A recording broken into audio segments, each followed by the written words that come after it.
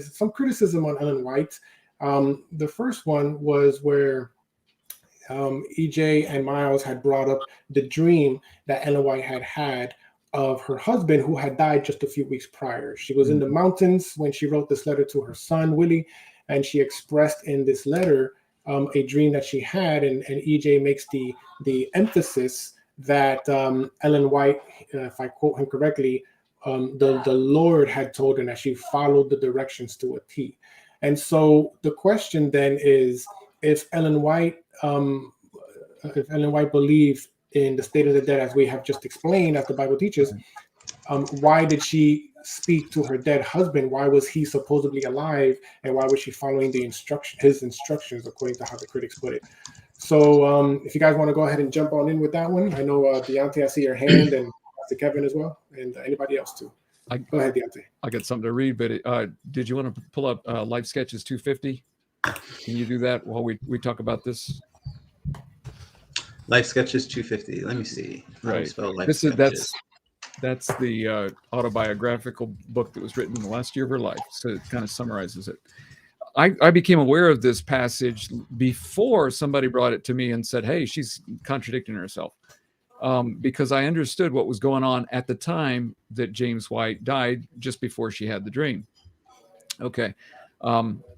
First of all, she's very clear this is a dream, right? Edwin, you got that.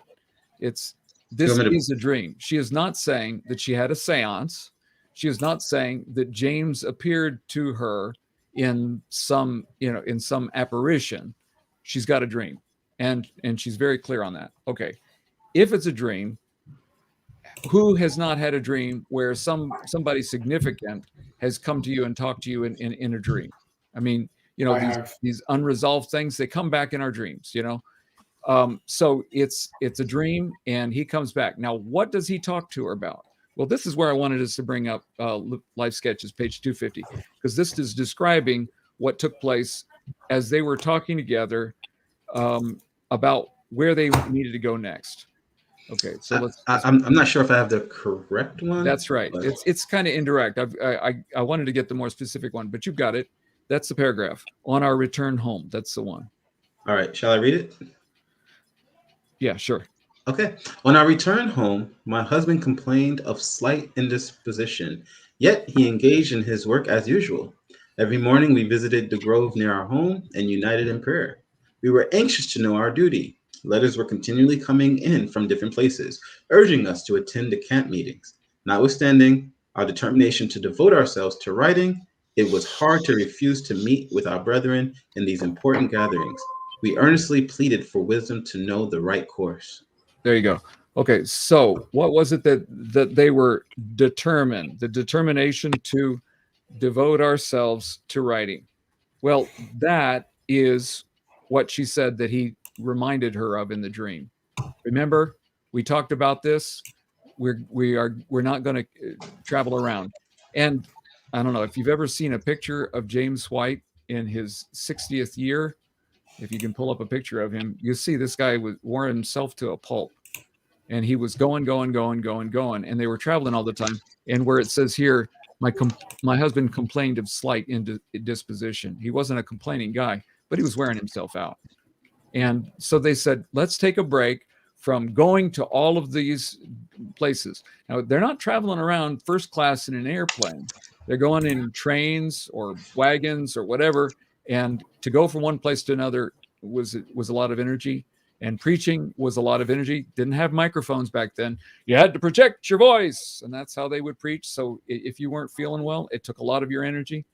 And they said, there's some books that we want to get out. And one of the books they were working on was what eventually became Life Sketches, uniquely. They wanted to tell the story of how that God had led in the past. And they wanted to write that. He had some other things that he wanted to work on. She had some other, they were talking. What shall we do? Let's take a break. Even the brethren want us to be there. We really need to take a break. So that was what they had already talked about. It comes back in the dream that's what he's saying, and it's just a reminder of what they had already said.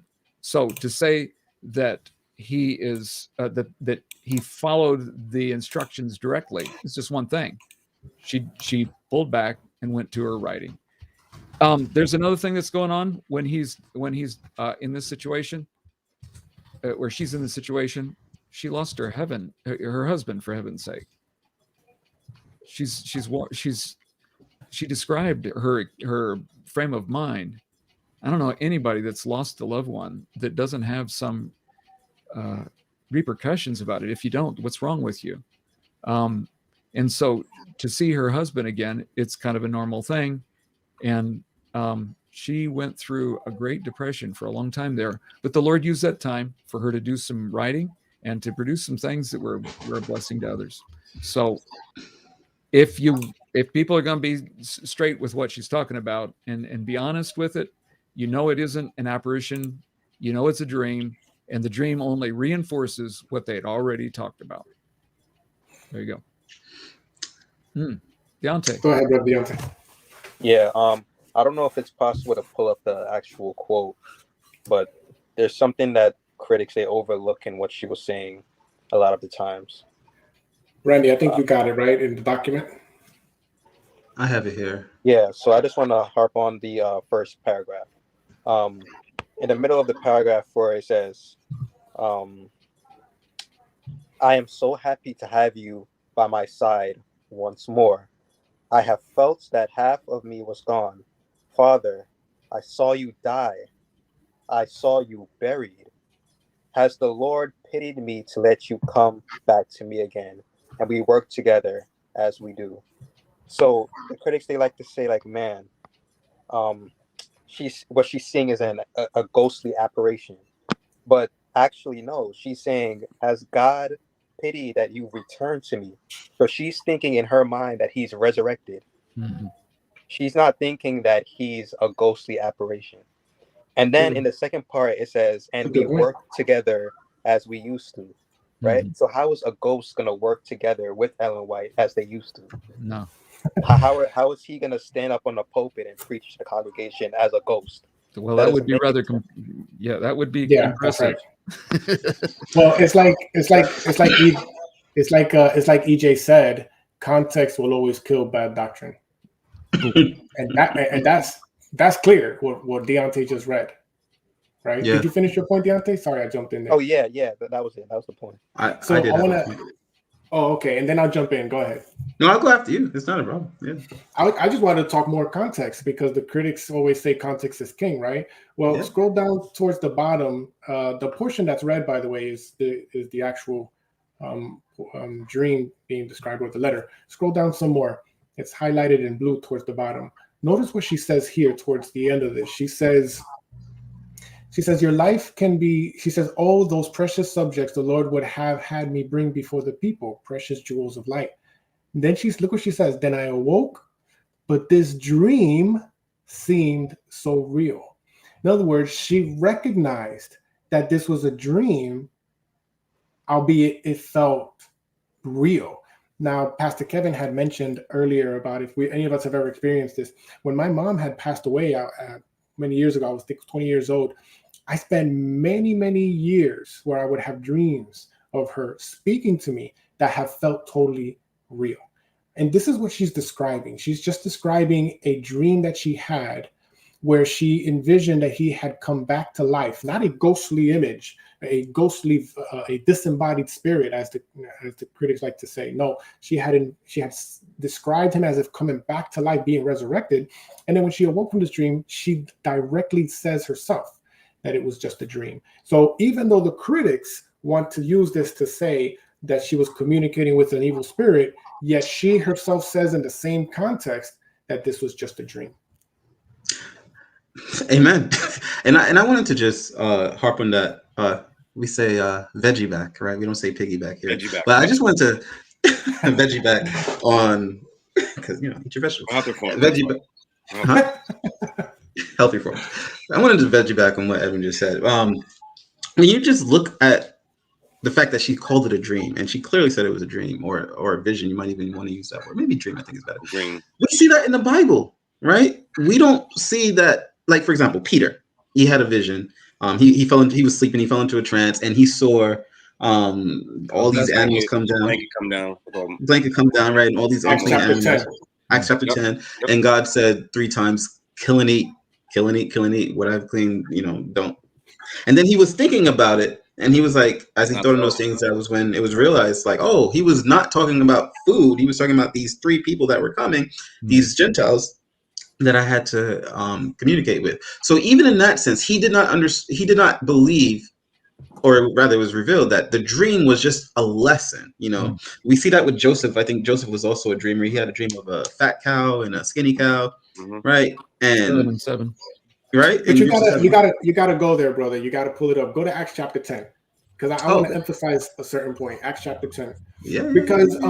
Because EJ had said, and this is a direct response, he had said that she had followed his instructions. Because in context, what was happening is that they were talking about how he had worked himself to death, right? And so the advice within the dream was to pull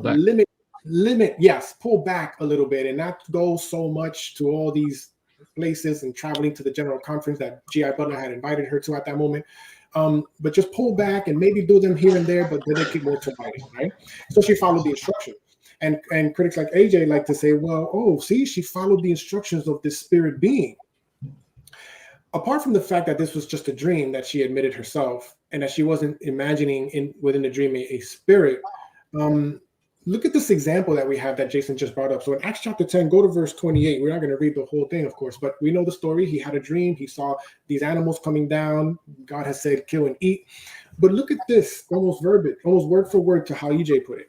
Verse 28, and he said unto them, ye know how that it is an unlawful thing for a man that a Jew to keep company. That is a Jew to keep company or come unto one of another nation.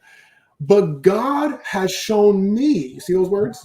God has shown me that I should not call any man common or unclean. In other words, just because God had shown her through this dream an instruction that she followed, doesn't necessarily mean that the dream was literal, any more than when God showed Peter through this dream an instruction to follow meant that his was literal.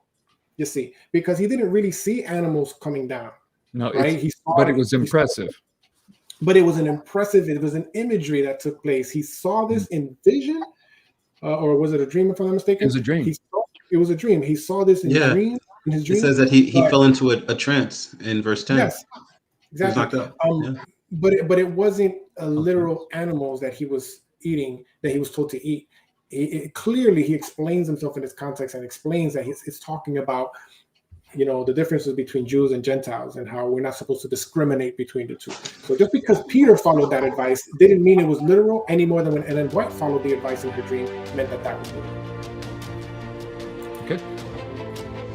So that's that.